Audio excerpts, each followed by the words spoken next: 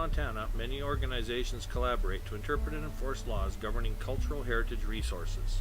Preceded by previous acts, the National Historic Preservation Act of 1966 resulted in the creation of State Historic Preservation Offices, or SHPOs. These acts provide legal protection for both historic and prehistoric cultural resources and enforce standards for cultural properties management. In 1992, an amendment to the NHPA added a provision for tribes to substitute a Tribal Historic Preservation Office with a State Historic Preservation Office governing activities on tribal lands. Through this option, the Blackfeet tribe and Confederated Salish Kootenai tribes have created and maintained Tribal Historic Preservation Offices. In 2004, Ordinance 100 was adopted by the Blackfeet tribe to assume responsibility under NHPA Section 101(b)(3). Ordinance 100 contains the following sections: Section 3, Findings, Section 4, Policy, and Section 5, Definitions. Section 6 establishes the Blackfeet Cultural Preservation Office. This office maintains a register of cultural and historical places and directs a reservation-wide inventory, including nominating sites to register.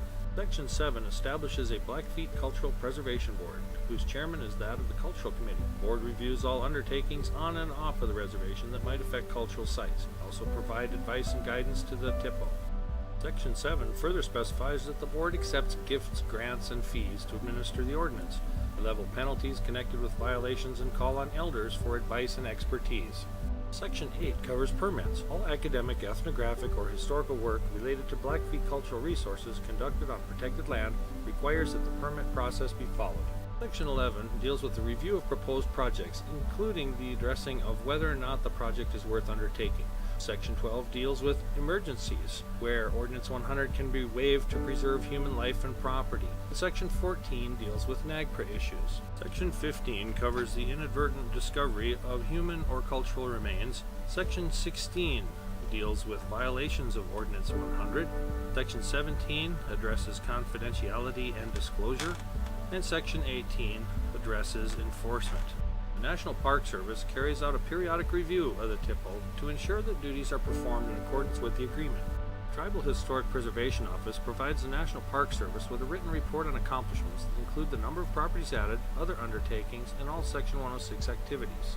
In accordance with Section 101(e)(2)(a) of the NHPA, the National Park Service fosters communication, cooperation, and coordination among the tribe, SHPO, and other federal agencies. The Tribal Historical Preservation Office notifies the National Park Service when the THPO changes. The National Park Service carries out a periodic review of the THPO to ensure that duties are performed in accordance with the agreement. Blackfeet Nation may terminate the agreement with 60 days' notice. The National Park Service can terminate if the duties are not being carried out per the terms of the agreement and after the tribe has had a chance to correct the deficiencies. The agreement can be amended by either the tribe or the NPS with the consent of both. In 1995, the Confederated Salish and Kootenai tribes adopted Cultural Resource Protection Ordinance No. 95. The ordinance spells out that resources are being lost and that the spirit of the tribe is founded on cultural heritage. Under the ordinance, a Tribal Cultural Preservation Office was created whose officer meets professional standards and is appointed by the Tribal Council. The TCPO maintains a register of their traditional places and sites. TCPO also directs and conducts a reservation-wide inventory of traditional places and sites for planning purposes. They also identify and nominate eligible sites.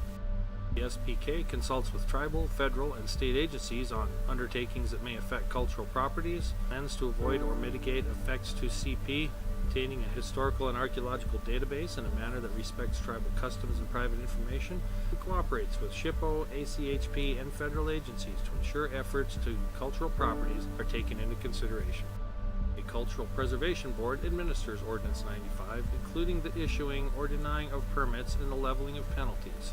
All board members must have demonstrated special knowledge of tribal customs, beliefs, and practices. They must also have experience or knowledge about TCP's historic, prehistoric, and cultural resources.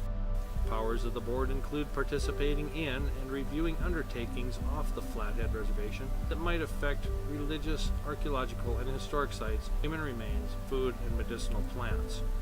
Projects on the Flathead Reservation, the board reviews proposed undertakings that may affect religious sites, human remains, food, or medicinal plants, reviews requests for ethnographic work or studies on tribes, issues permits according to the regulation of Ordinance 95, identifies and nominates TCPs to the tribal register, and administers applications for listing these properties. They also provide advice to the Tribal Cultural Preservation Office and accepts, on behalf of the tribes, gifts, grants, and fees to administer Ordinance 95, calls upon tribal staff and elders for technical expertise and advice. Permits are required on protected lands for historical or ethnographic studies relating to SPK tribes. No excavation or removal of archaeological resources or cultural items from protected lands is allowed without a permit. No work can commence on an undertaking which may affect cultural resources on protected lands unless the responsible person has a permit, and all work shall be conducted pursuant to the stipulations of the permit. Permit applications are reviewed by the Preservation Officer for adequacy and determination if the project is indeed worthy. Proposal is then transmitted to Preservation Office staff, who conduct a review of literature, oral histories, and a field survey if needed. After review, the application is reviewed by the Preservation Board. The Board may approve, disapprove, or ask for modifications. Upon approval of the permit, it is sent to the applicant with provisions for any mitigation measures needed. All responsibilities of the ordinance may be waived if emergency action is needed to preserve human life and property. The responsible person must notify the Preservation Office in writing within 14 days with the required information. The tribe is vested with the authority to administer and implement provisions of the Native American Graves Protection and Repatriation Act. The tribe may request U.S. Attorney or Department of the Interior to pursue penalties in accordance with NAGPRA. Public disclosure of sensitive information could cause severe harm and loss to the tribe. It is considered proprietary, confidential, and is not to be shared. A preservation officer or authorized agent can inspect any undertaking to determine compliance with Ordinance 95.